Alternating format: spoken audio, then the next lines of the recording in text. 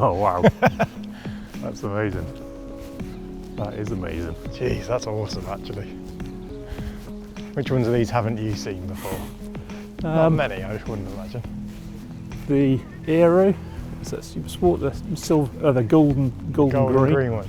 Well, yeah. That was the 8th of the GT Aeros that we built. So we had 8 cars at the end of the N62 engine era. Each one had quite a lot of extra aero on it, things like these canards, the diffuser detail.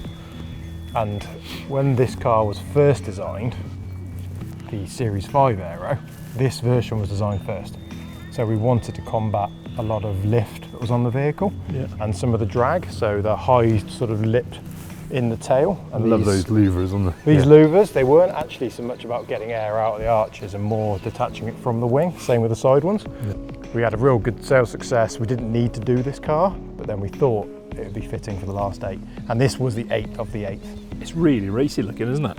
Well, yeah. It's really racy looking, but also quite luxurious inside. Yeah. Well, part of the reason for that is the colourways were inspired by a car that we took racing in the GT3 class in 2009 with a bearing bank. Bearing bank car, yeah, the GT3. And they were matte green and matte gold, but it was inspired by that livery. That car was a prelude to the Aero Super Sports, but it looked so amazing and was so impressive. They started it up in this really small showroom, and the noise from the V8 reverberated in my chest, and I thought, I've got to have one of those. We've been working with BMW now for over 25 years, so started in 2000. It's been a great journey so far with the two companies.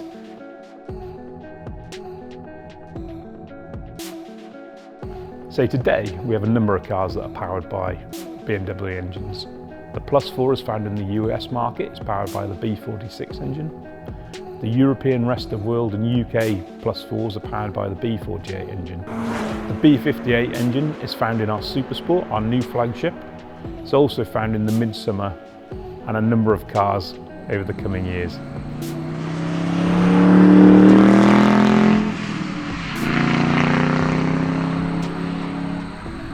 You hear it coming, and it is, you feel it in your chest.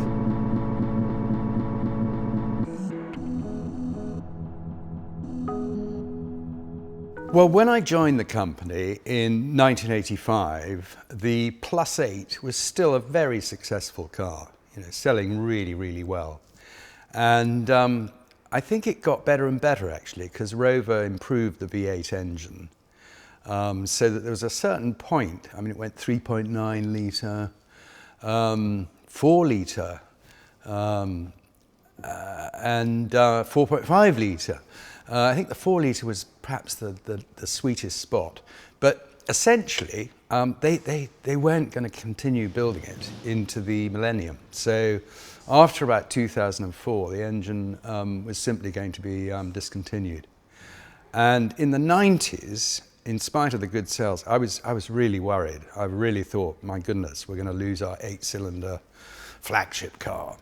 And so I was sort of searching around for other engines, and talking to my dad, he was adamant that it needed to be a lightweight V8 engine, not one of the big heavy steel block engines. So that sort of ruled out, General Motors, who obviously did the Corvette engine, 5 litre, which would have powered the car really well, actually, to be honest. And we built a GT car, if you remember, for international sports car racing, and actually replaced the Rover with a small block Chevy, and that made the car, Big Blue, incredibly fast. And it was the first time that we could actually say, yeah, we were just as quick as the Porsches. But unfortunately, as I say, for a production engine, it had this steel block. But I suppose BMW, had that reputation of being wonderfully reliable, compared to the Americans. So BMW was always the sort of, for me, the ultimate, if we could do a deal with BMW. And actually, going back to motor racing, what happened was we were out in Nürburgring. It was one of the few races in 1997 that we actually finished. albeit I think, you know, third last or something. But we were incredibly sort of pleased. And next door pit was BMW with the FINA, BMW McLaren, of course it was, wasn't it? And Nelson Piquet driving it. And so we were in quite sort of elated company, albeit in the second class. But it was a lot of fun. And then afterwards, as we were celebrating, Karl-Heinz Kalbfell, who was in charge of motorsport and M cars at BMW, and Wolfgang Reitzler, who was sort of their, I don't know, you call him almost a guru, but he was their sort of engineer excellence who, you know, came up with all the ideas. They came into the pit, in the Morgan pit, and I think it was actually Wolfgang who said, the best thing is we were in the race.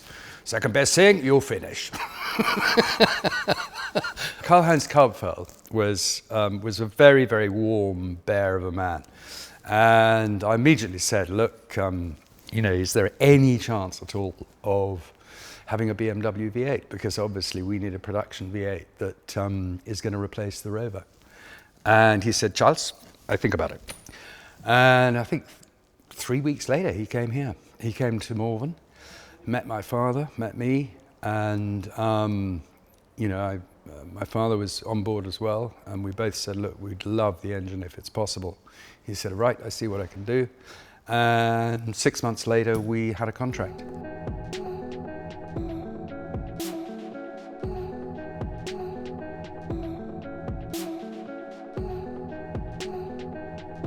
So the first time to implement the BMW powertrain was the Aero 8 back in the year of 2000. A powerful engine in a powerful car. This is a car I remember seeing as a young aspiring automotive designer, very young I must add. The Geneva show car, first ever Aero. I think this one had quite a lot of fiberglass in the body, so it was just the concept car. But the inbound headlights, which were, I believe, informed by the need to get air in the front of the car and create this sort of splitter. And Morgan then, we don't do it anymore, but we took a lot of off-the-shelf components because you know how much it costs to develop a headlight. And so I think they started off with the Beetle headlights for this car. And then they didn't fit in their correct orientation, so they had to swap them. So you ended up with this cross-eyed front end, which is gone now, but still gets referenced quite a lot. Yeah, before kind of moving to the mini headlights on the later cars. I can remember this very car sat in the atrium in the Design and Engineering Centre when I first arrived. I was looking at it thinking, yeah, that's it. What an unbelievable thing. You can imagine being at the Geneva show in 2000? 2000? Yeah, looking at it thinking, wow, start of the BMW partnership, this was it. What have Morgan done? But yeah, they've just come out with an absolute, totally iconic.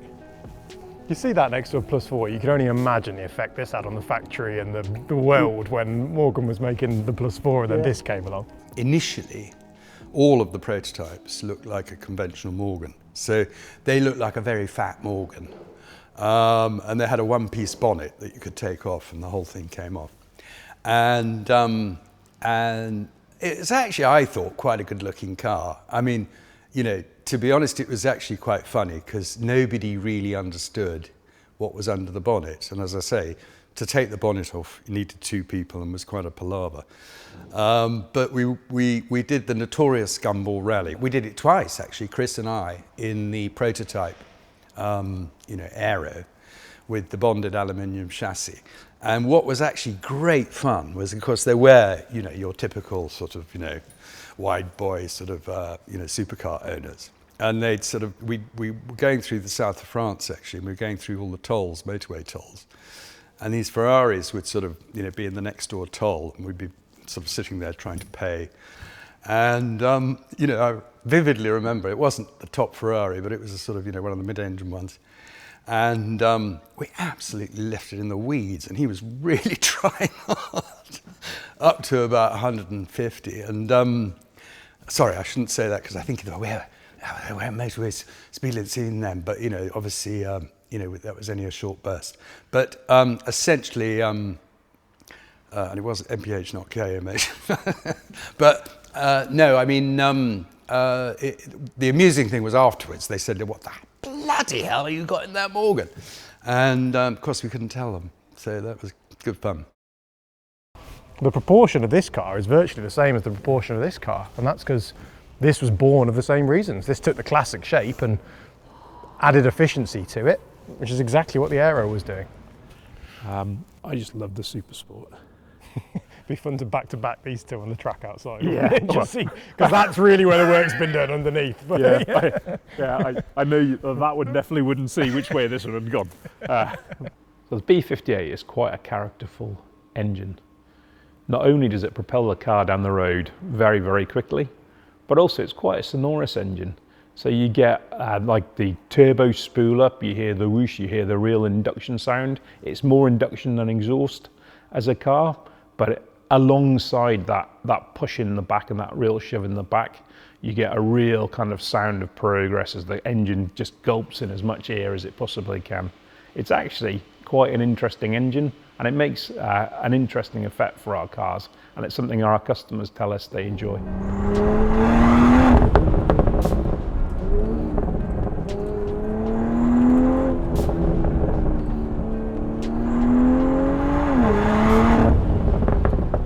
So this car I actually saw at Le Mans.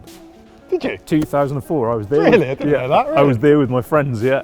Oh, that's cool. I just graduated from university and we thought, right, let's all jump in the cars and drive off to Le Mans. I can remember seeing this go round. I don't think it did That's amazing. particularly well, but it was run on a real budget, on a real kind of shoestring. But again, it's one of those, it's such an iconic car. It's such a wonderful looking thing. Unlike anything else really that was running around the track at the time, and it sounded like thunder, and so it's the car that you looked forward to seeing every time, every lap. And then come the morning, it's the car that you were desperate that was still running. That's it, you wanted to just see it again. You're kind of fingers crossed when you're getting out of your tent in the morning. So the one thing that happened at Le Mans when Morgan went in those 2 years was that it was the best sounding car there. It wasn't the best performing, but it was the best sounding car. I remember that car there. Why? So that was it was the first Plus 4. So this was the launch car for the new Plus 4 on the CX platform. So the CX platform, which introduced the B series engines, the B48 and the B58 from BMW, this car was designed first, because we always wanted the new chassis and the new engine package and the new cooling system and everything that came with it to fit underneath the shell of a Plus 4. So even though we launched the Plus 6, the bigger 6-cylinder first, this was the one we designed the first, because it was essentially worst case. And bear in mind we were coming from a ladder frame chassis with sliding pillars and live rear axle on leaf spring rear suspension. Yeah, bear in mind we were coming from that to inboard suspension and dish in the wheels, and so everything was designed around this car. Launched the Plus 6 first, then the following year the plan was to launch this also at Geneva, and then COVID struck right as the Geneva show stand was being built and assembled. The cars were over there, just outside of Geneva. I was about to fly out that morning to do the finishing touches to the show stand, and then I rang Steve, our then the CEO, and said, Geneva's been cancelled, what are we doing? He said, well, we still got to launch the car, so go and get it. So I got on the flight anyway, despite the show was cancelled. I met this car in a lay-by in France somewhere, and then we drove it back in a Wunner, me and my colleague Mikey, who did all of the film and the video work at the time. Fun. And we documented the whole journey all the way back as a totally impromptu road trip, and then drove into a live audience waiting for us at Bickersley Road. This is a car I am very familiar with. Yep. Unbelievable car, so capable. When I first drove this off-road in a quarry, surrounded by guys on motocross bikes, I couldn't believe I couldn't believe how well it went. How easy it was to drift with the lockable diff. It's just so unbelievably capable, and chasing motocross guys down narrow tracks. It's unbelievably capable and just so much fun.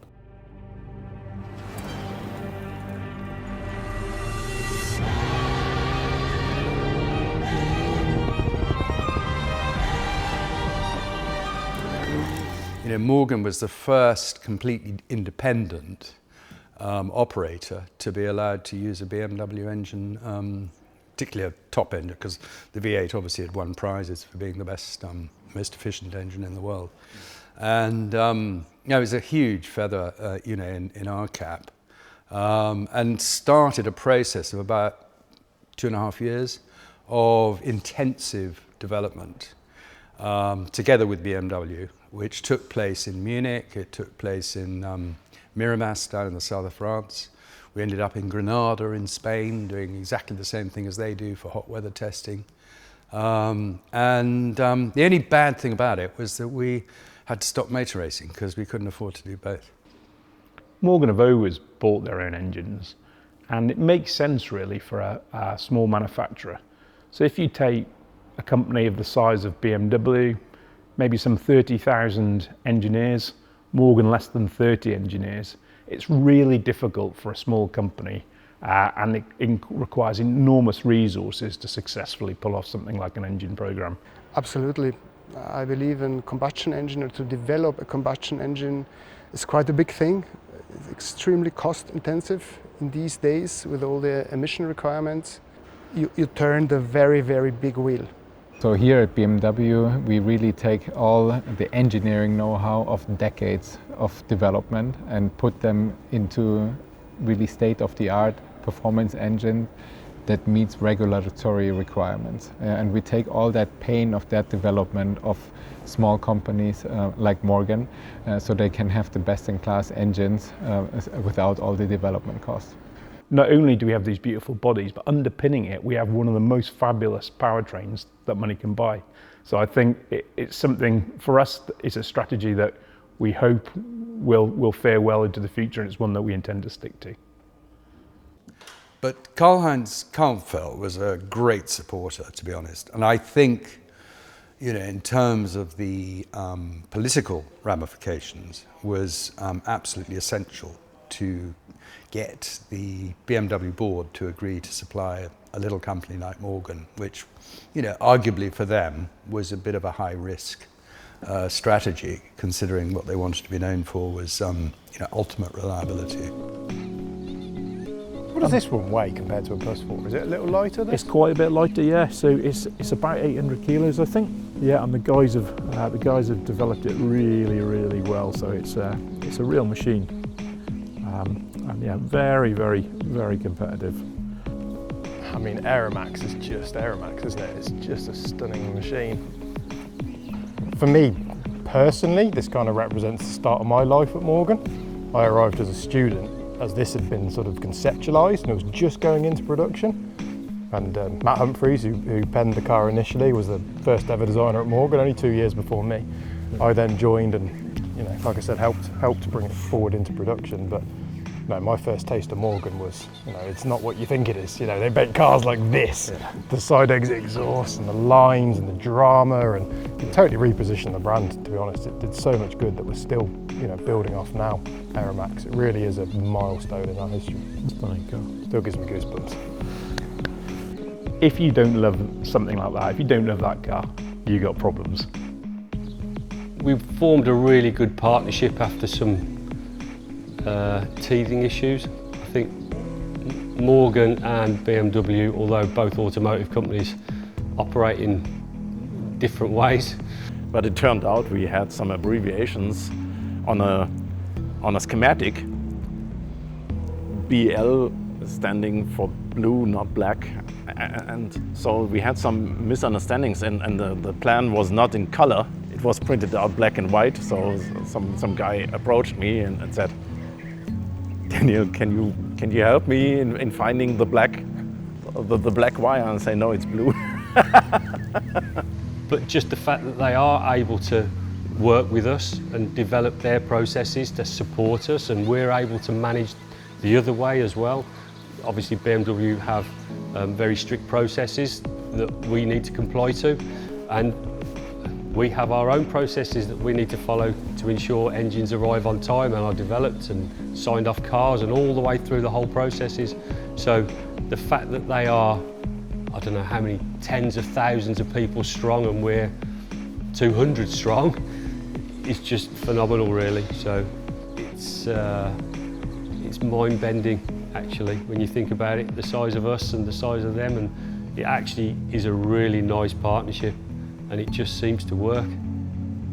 And I'm always joking when I say the BMW components speak Bavarian language, yeah, and of course your car speaks a British accent, and we have to match the two voices or the two languages.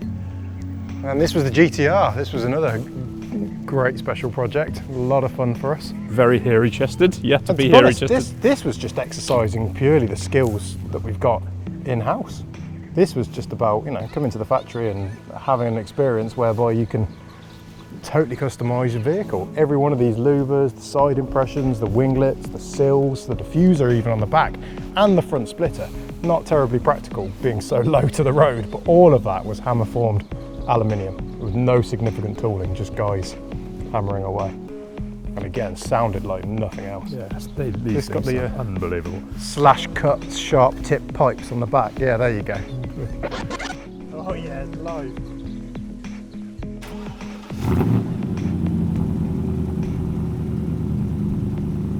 Might have to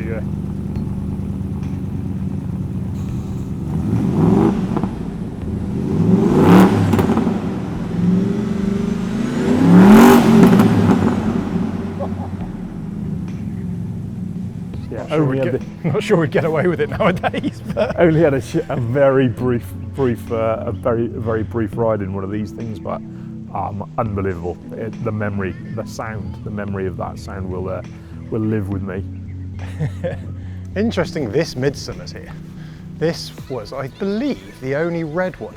So of 50 cars and 50 customer journeys and 50 wild and elaborate specifications for a sort of Italian collaboration car, you might have suspected there'd be more red ones, but this was the only red one, I believe. But it looks so right, I think. Oh no, it's just amazing, isn't it? It's funny, a few of the colours, when people have said, I really want these lively, exotic colours, one was in a Tiffany blue, and you sort of go, oh, I don't know, but then when you see it on a Midsummer, it just works. It's got such presence.